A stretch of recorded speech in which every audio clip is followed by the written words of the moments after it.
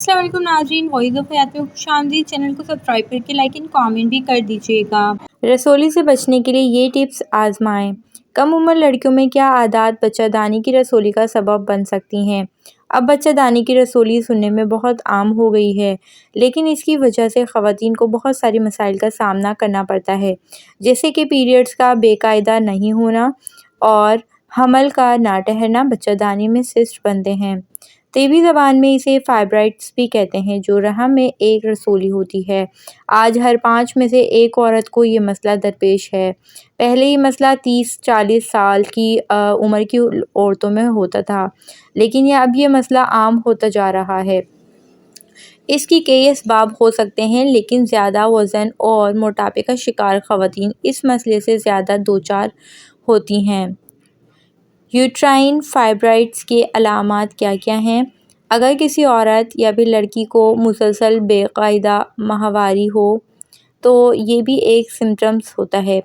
پیٹ کے نچلے حصے یعنی کہ کمر میں درد ہوتا ہو، وہ بھی ایک نشانی ہے۔ بار بار پیشاب کی حاجت لگنا، یہ بھی ایک نشانی ہے۔ ماہواری کے دوران درد کا مسلسل برقرار رہنا اور وقفے وقفے سے ہونا۔ اس کے علاوہ ماہواری کے بغیر بھی پیٹ کے نچلے حصے میں خون کا آنا، قبض کا مسئلہ، پیٹ پھولنا، یہ سب رسولی کے علامات ہو سکتی ہیں۔ اب میں آپ کو کچھ اس کے احتیاط بتاؤں گی۔ اگر ہم علاج کی بات کریں تو یہ آپ کے رحم میں موجود ٹیومرز کے سائز پر انحصار ہوتا ہے۔ ڈاکٹر آپ کو کیا تجویز کرتا ہے؟ اگر دوائیوں سے یہ مسئلہ ٹھیک ہو سکتا ہے تو آپ کو دوائیاں تجویز کی جائیں گی، ورنہ سرجری کا آپریشن بھی موجود ہوتا ہے۔ اس کے علاوہ رحم میں ٹیومر کے علاج کے لیے طرز زندگی میں کچھ تبدیلیاں بھی ضروری ہوتی ہیں، جس کو کر کے آپ کو اس سے نجات حاصل کر سکتی ہیں۔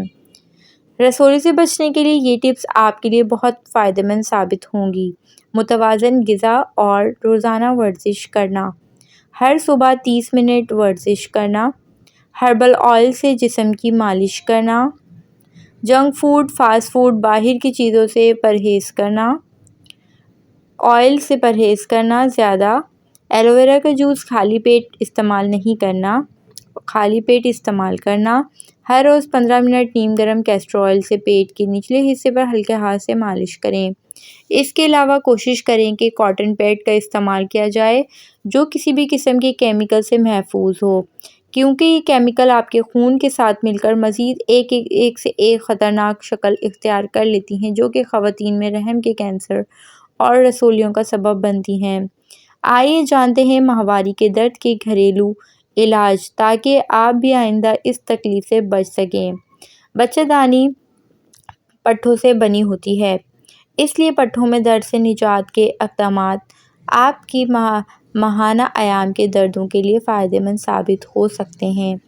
اس لیے آپ گرم پانی کی بوتل یا پھر ہیٹنگ پیڈ کا استعمال کر سکتی ہیں۔ اس کو اپنے پیٹ کے نچلے حصے پر رکھیں، اس سے آپ کو بہت سکون ملے گا۔ آپ دن میں 2 دفعہ اس کو آزمائیے۔ پیریڈز کے دوران سبز چائے کا استعمال ماہواری کے دوران خواتین کے لیے فائدہ مند ثابت ہوتا ہے۔